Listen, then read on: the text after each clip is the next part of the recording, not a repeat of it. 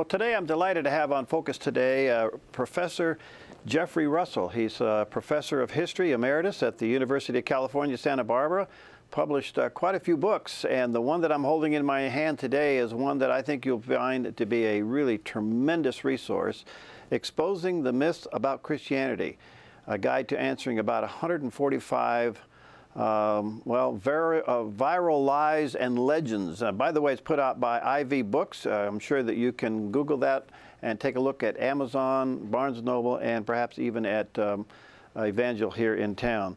Professor Russell, what a delight to have you with us, sir. Thank you very much, Perry.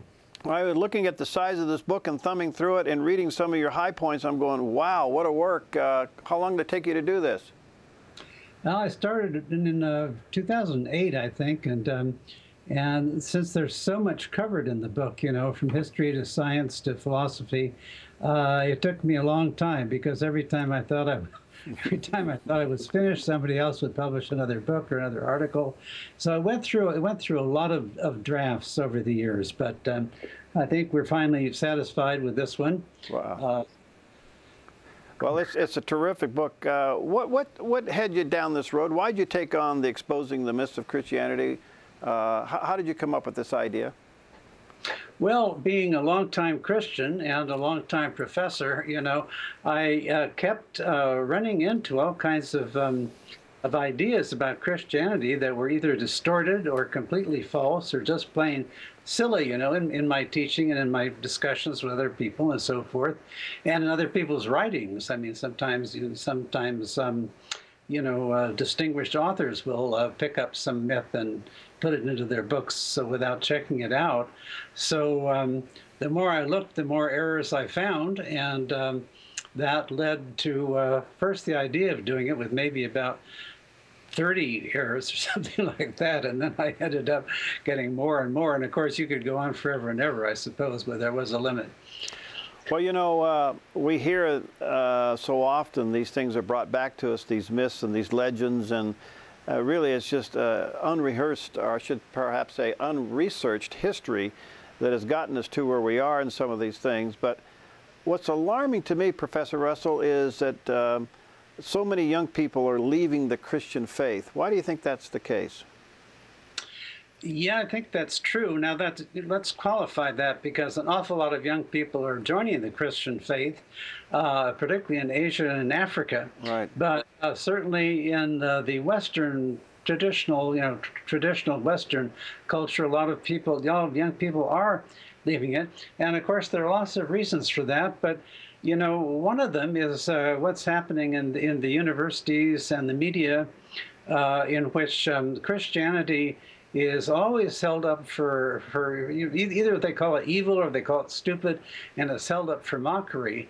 So a lot of students, a lot of students feel that it's uncool and that it's kind of old-fashioned and stupid to be a Christian, and so they arrive at the university and very quickly their faith is undermined by their professors and by their fellow students, and I think that's part of the culture. It's also, I think, part of the failure of Christians to know enough about Christianity to be able to talk with them and to dispel some of these myths they got. If they say, oh, Christianity is old-fashioned and stupid and so forth, you say, well, what are you basing that on?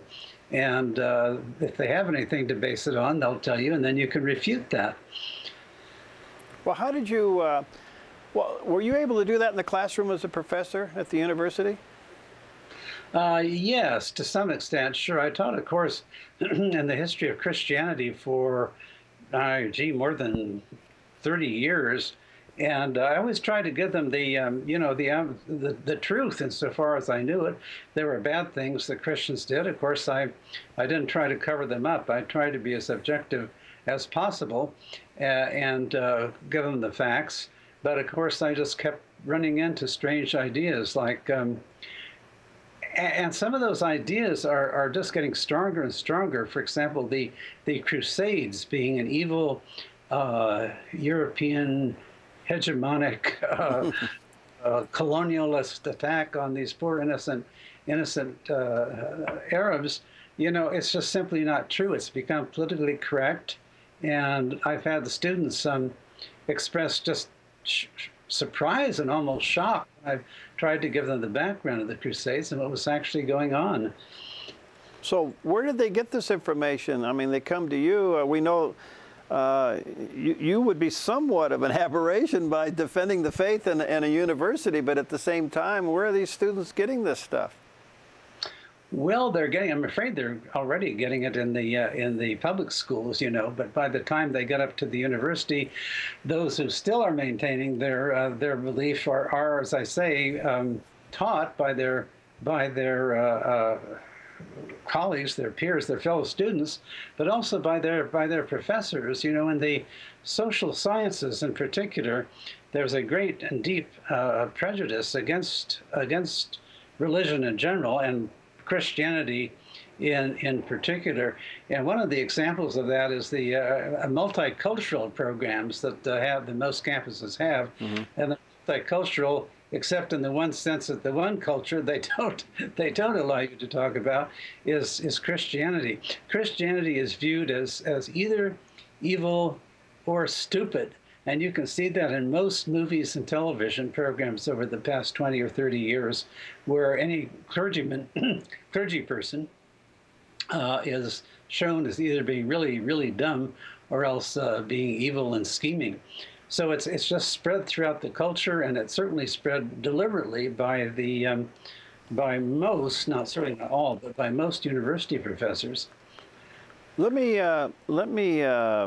play off that last one you talk about Christians just being dumb, and I know that one of the things that you cover in there is that bright people don't believe in God. How do you defend that?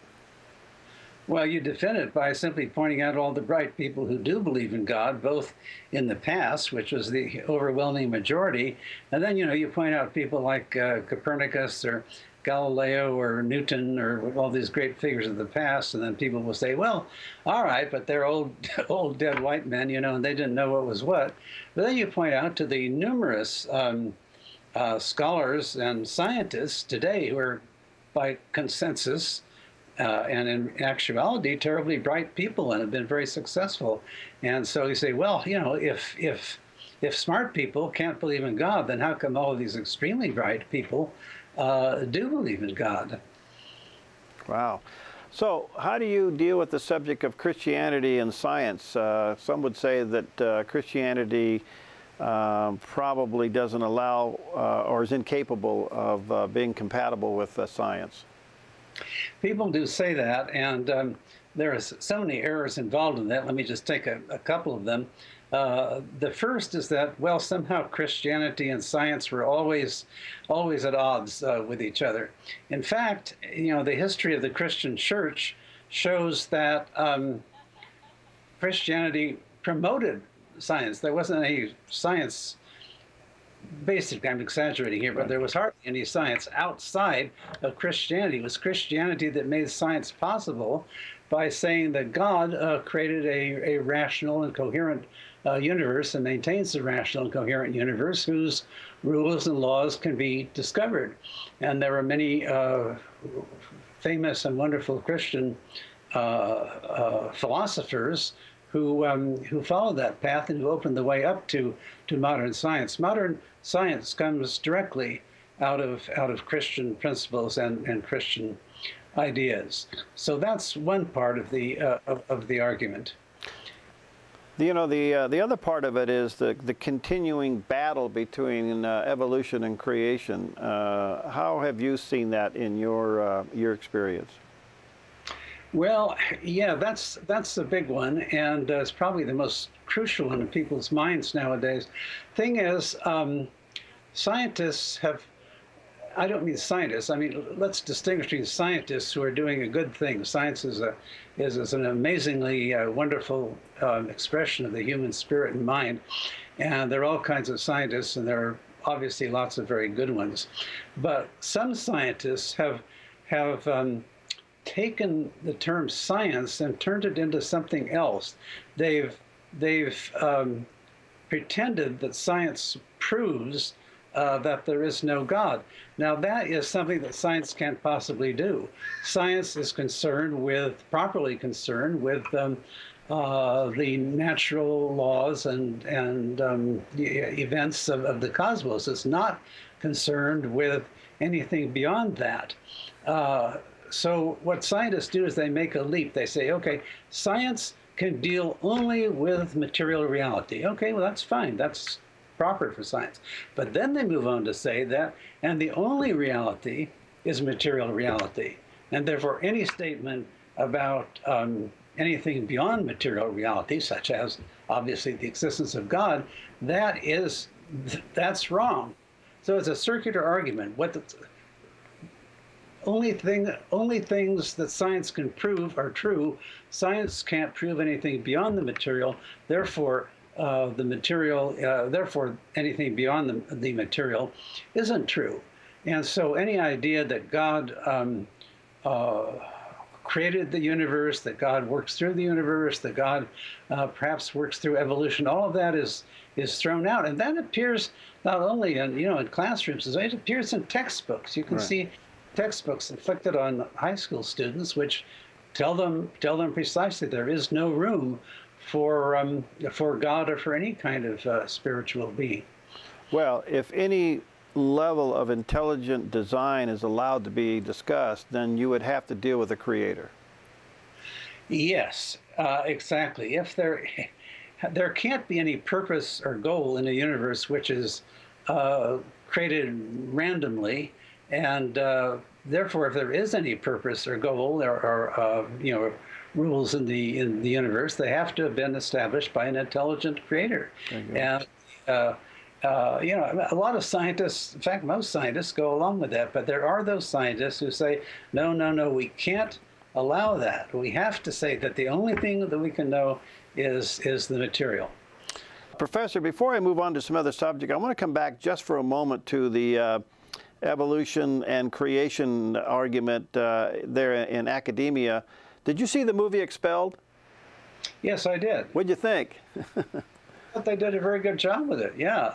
And it's perfectly true. There are people who do not get hired. There are people who do not get promoted because of their beliefs. And it's not just that you could be expelled. Expelled is the word they use. For being a Christian is that if you give any hint that you might have some thoughts along those lines, you can be blackballed anywhere along the way. It's amazing. Yeah, it's a tremendous movie. We've showed it here on our television station a couple of times, and the response has just been phenomenal. Let me come back to another subject. We had it a little bit in our news program this morning. Does academia accept the Bible as a book of history? Well, it depends on the academic. The Bible is not taught theologically at my university or at most universities that I know, and obviously there are exceptions. But sometimes it's taught as literature, and as soon as you teach it as literature, then you get into what the current fashion of deconstruction is, and you don't take it seriously, and you treat it as a work of fantasy or something. So the basic answer is, in most universities and colleges, the Bible is not taught as a legitimate source of knowledge. All right. So if that is eliminated from academia, then what argument is there for the people of faith? The argument is to look at the evidence. Now, in two ways, the church fathers, St. Augustine and the rest of them, said there are two books by which we may learn about God. One is the book of nature, and the other is the book of the Bible. And if, insofar as we're cutting the Bible off, we can at least look at the book of nature.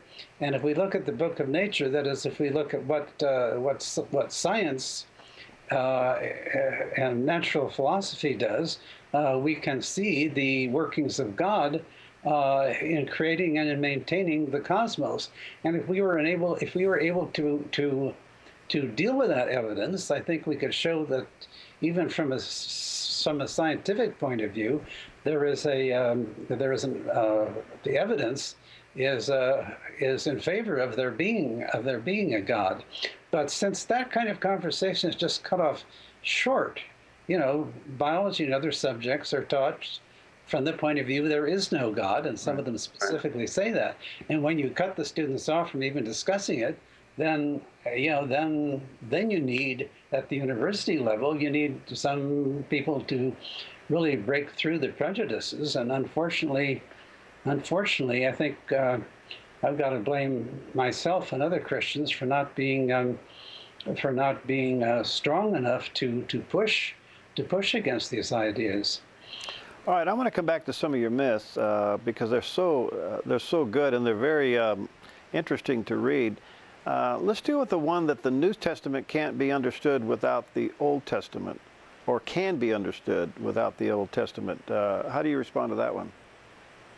Well, a lot of people, since the first century, have disliked the Old Testament. I mean, you can take quite a number of passages in the Old Testament that seem awfully bloody and even genocidal, and so a lot of Christians say, well, no, we need to get away from that, and we need to get toward the loving God of the New Testament. But that goes through all the history of Christianity, and then it's come out again very recently. I mean, Richard Dawkins, one of the leaders of the so-called New Atheists, makes a big point of that right in the beginning of one of his most famous books, in which he describes the God of the Old Testament as somebody really sort of unbelievably horrible. So there's been a tendency among Christians to kind of push the Old Testament aside. But you can't do that. You really can't, because if for no other reason, well, first of all, it was the first revelation to human beings through the Jews, so that's point one. But more than that, the New Testament is full of references to the Old Testament. Jesus refers to the Old Testament all the time. He quotes Scripture when he's quoting Scripture. He's not quoting the New Testament, which didn't exist when he was alive. He's quoting the Old Testament, and sometimes the very words that he uses are words taken from the Old Testament. And the early Christians discussed to what extent the rules of the Old Testament should apply to Christians. Furthermore, Christians throughout the ages have made great use of the Old Testament. All the great biblical and theological scholars, Catholic, Protestant, Orthodox, all have written commentaries on Scripture and exegesis and so forth. So it's clearly Christian. It's clearly in the pattern and tradition of Christianity to read the Old Testament and the New Testament together, and to see how the Old Testament leads to the New Testament, and how I think one would say that far from replacing the Old Testament, Jesus never intended to do that. He said, "Not one jot or tittle of the law will be changed." What Jesus does is expands the New Testament, expands the Old Testament. Right. The apostles, of course, then go out and preach not only to the Jews but also to the Gentiles, and Jesus is supposed to be for everybody on earth. All right. Do you think some of these myths and misunderstandings are of our own doing because of the number of denominations within Christendom? I think that's a problem. I think that when you try to evangelize people who aren't inclined to believe in Christianity, a typical answer you get is, well, what kind of Christianity do you want me to believe in? You got Catholics, you got Protestants, you got 300 kinds of Protestants. I mean, you've got a supermarket full of products here. Which product do you want me to buy? And so I think in that sense, Christians, by splitting off from each other and arguing with each other, and sometimes we have to realize being hostile to each other, that's one of the big problems that we present that atheists and agnostics take advantage of. Now, the answer to that is, of course, we'd all be better Christians. We would all agree that there are some things we're not going to agree on, but recognize that our faith is in Jesus Christ, and that's the basis of it. And that, yeah, we might disagree on this or that theological point, but we're together and that's the way I think we're going to be able to combat the current secularism, as if we pull together. Now we can agree, okay, you have a little bit this interpretation, I have a little bit that, and that's okay. But common faith in Jesus Christ and in the message of the Bible and the message of the creeds and of the church fathers throughout the years, we get together on that, we'll do a lot better than we have been. And it's encouraging. I notice that that evangelicals and Catholics are getting closer and closer together in certain ways, because of course we share certain views about social issues that Right. That need to be defended. Yeah, we're seeing more and more Catholics, Orthodox, and Protestants coming together. I can't help but think that is a good thing. Yeah, me too. Yeah. All right, so what do we do in defense of hell and the devil? Some people say, well, you guys are just, it's do's and don'ts. Where's the good life here? Well, good life. Okay, hell and the devil. You can be a Christian without believing in hell or the devil. That's, however, you have a problem, because the New Testament talks a lot about hell and the devil. So if you're dismissing hell and the devil, you do have a problem with the Bible. However, it's never been officially declared, well, seldom anyway, that you have to believe in hell or the devil. You have to believe in heaven, in the sense that heaven is unification of the people whose character is oriented toward Jesus Christ, that they will come eventually to be with Jesus Christ and with the Father. So I think we should emphasize heaven. A lot of preachers, both Protestant and Catholic and Orthodox, they prefer not to talk about hell, because you don't want to make your congregation uncomfortable. It seems to me that in essence, Christianity is supposed to make people uncomfortable. I mean, it's not comfortable to know that Jesus died on the cross and that his apostles were all executed and that people suffered through the centuries and so forth. Christianity is not a feel-good religion. It's a religion of truth and a religion of love. How do we handle the New Age philosophy? A lot of people would like to see that as Christianity, and we're seeing it bleed over a little bit, because now we do have some prominent ministers saying there's no hell and there's no judgment. It's a feel-good thing. How do you respond? I respond that they're missing the point. That's not the point of Christianity. There are, of course, overlaps between Christianity and New Age. New Age people believe in a lot of good things, and so do Christians. So there is certainly an overlap. But if you say that there's no judgment, there's no resurrection, et cetera, you're not. I'd hate to say it, but you're not really a Christian in your beliefs. You may behave like a Christian, but your belief is not Christianity. All right, this is fascinating. So what do you want people to get out of this book? I mean, I see it as a tremendous apologetics resource. What do you want people to get out of this? I want people to get, first of all, I want unbelievers to get out of it that they're wrong in some of the arguments that they're making. And if they're going to make arguments, and there are some decent ones for them to make, they better make them on the basis of fact and not on the basis of fantasy. And then for people who are already believers, who are already Christians, I'd like them to be able to defend their faith with facts and with knowledge, and be ready to combat the errors that unbelievers bring up to them. Wow. Well, thank you, Professor Russell. Is there going to be a sequel to this? I mean, it seems like you're still gathering information. I don't think I can. Well, I could find another 145, but I think I'm going to do something more positive from now on. Well, I don't know. This is tremendous. What a lot of work. Thank you so much for doing this and giving us some of your time. It's called Exposing Myths About Christianity by Professor Jeffrey Russell. Check it out. It's with IVP Books. And you can go to ivpress.com, check it out there, Barnes & Noble, Amazon, and look for it at Evangel. Thank you, Professor Russell. God bless you, my friend. Keep up the good work. Thank you, Perry. You too.